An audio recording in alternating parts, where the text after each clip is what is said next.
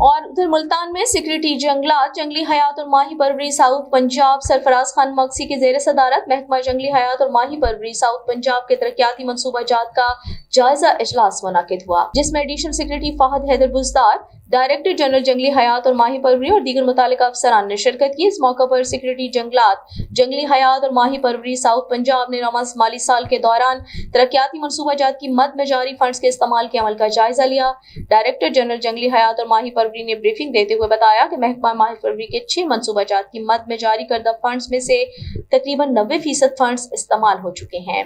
Secretary جنگلات، جنگلی حیات اور ماہی پروری ساؤتھ پنجاب نے ہدایت دیتے ہوئے کہا کہ رواں مالی سال کے دوران ترقیاتی منصوبہ جات کی مد میں جاری فنڈز کے بروقت استعمال کو یقینی بنایا جائے تاکہ تمام منصوبہ جات کی بروقت تکمیل ممکن ہو سکے۔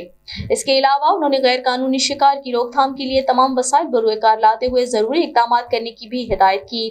مزید برآں سیکریٹری جنگلات، جنگلی حیات اور ماہی پروری ساؤتھ پنجاب نے ڈینگی کے حوالے سے کہا کہ ڈینگی سے بچاؤ کے لیے دفاتر میں صفائی ستھرائی کا خاص خیال رکھا جائے۔